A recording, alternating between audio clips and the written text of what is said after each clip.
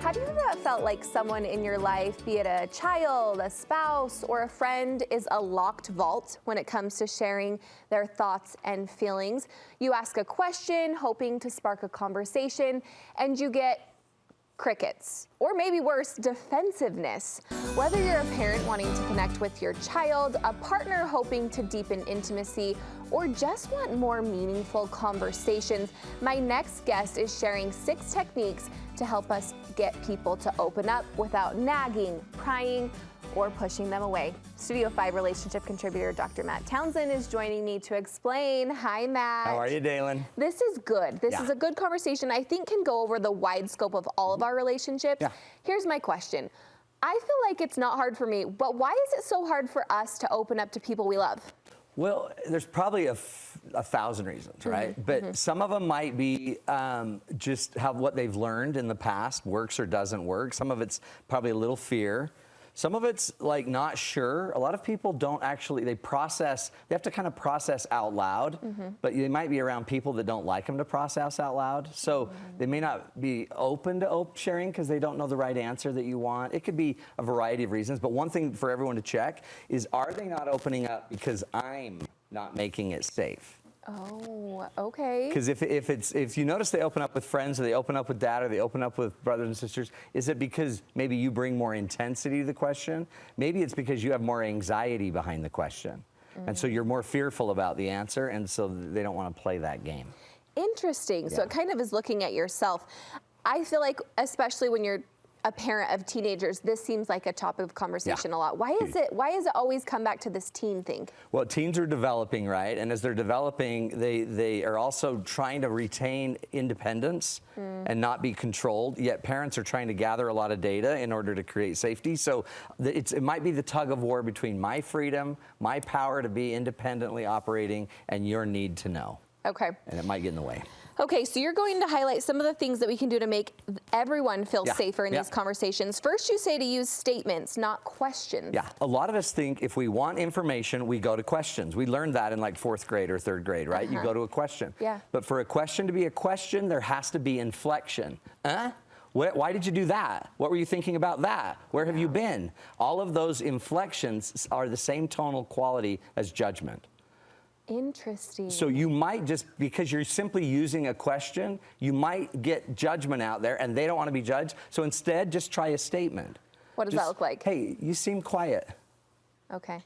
I've noticed that you've been a little more distant today. Just a statement. There's no question in that. Instead of saying, you've been distant today. Oh, look at me, I did it. So sorry, you just Dylan. did it and you sorry. furrowed your brow. That's exactly now, and I wanted to walk away. Yeah, you're like, and I'm out. Thank you so much. Yeah. Statements, not questions. Statements, not questions. And by the way, everything you need to know to make the statement is already there. If you're going to ask a question about it, just find a way to state it. And a great way to state it is state it down. It sounds like you're frustrated, or you seem really excited about those things. Then you can invite more. Okay, it's a tone thing. Yeah. I see that. Next, you want us to get comfortable with silence. I'm not good at this. I know, a lot of people aren't. No. A lot of us don't like to sit in that awkward silence. And by the way, if you're not okay with it, then you'll fill the void. And every time you fill up that void, they know they don't have to. So if you're somebody that's not comfortable with the awkward silence, then they'll just let you keep filling it up. Most of us just are kind of lazy that way. Yeah, keep talking. Keep talking. But notice, if I reflect and make a statement like, you seem really quiet today. And then I just sit there. Yeah, I hate it. That space creates an invitation that they'll generally take and give you some information. They may not give you a ton of information, depending on who they are.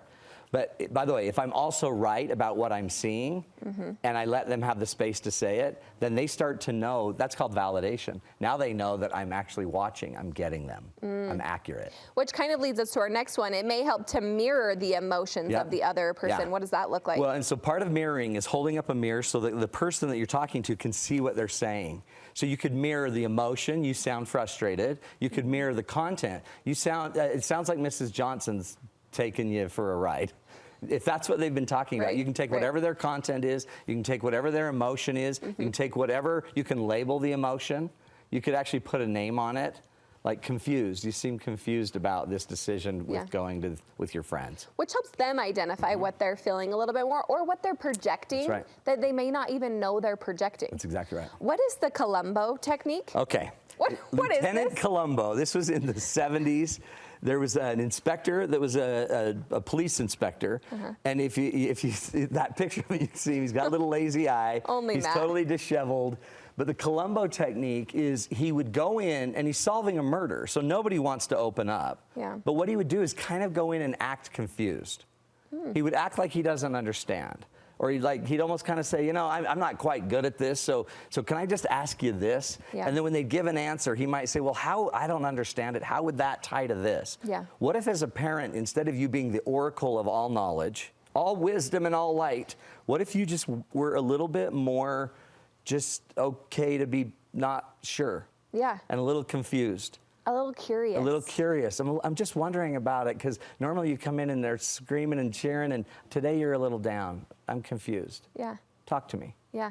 And then that confusion allows them to take a place of being the knower instead of the parent always being the knower. Now the kid can be the knower. Now your partner can know what they feel. They can go in and take a little bit of hierarchy on their own feelings. Yeah. It's power. It's power in the conversation too. You feel like instead of being the leader, now you're the person that just gets to follow and understand. And I do it all the time as a coach. That's true. And they're paying me to know, but if they're not opening up, it's usually with teenagers that I'm like, you know what, honestly, you're the master of your life. I don't really know what's going on in your life. So I'm a little confused. Why do you think you need to be here with me today? Yeah.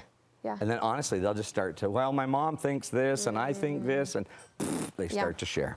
Okay, people say contrasting statements, it can help clarify their feelings. Yeah, so sometimes people won't speak because they have a dual feeling going on. Like, for example, the kid that's 18 might be afraid to move on and go to college and do all that stuff, and they might also be excited.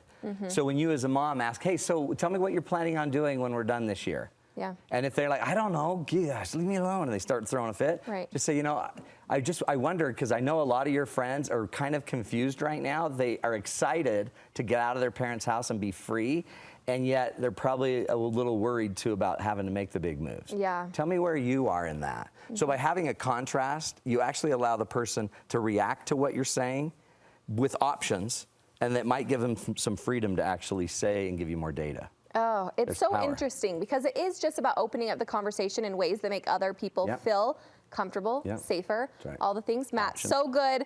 Before we say goodbye, tell me about Becoming One. Becoming One, we're rocking it. It's the cheapest way I found to coach people, and it gives them access to a bunch of my workshops, a bunch of my tools, a lot of my old date nights, and every week we do a weekly call, and anybody can get on. You go to matttownsend.com. It's basically the price of one of your date nights a month, and you sit down and you can come and watch literally 60, 70 past 1 hour calls on hundreds of topics, and you get to learn. Plus, at any time you want, you can actually come on and ask me questions directly, and I'll answer questions, give you tools, help coach you on your relationships. So good, so helpful. Everything at matttownsend.com.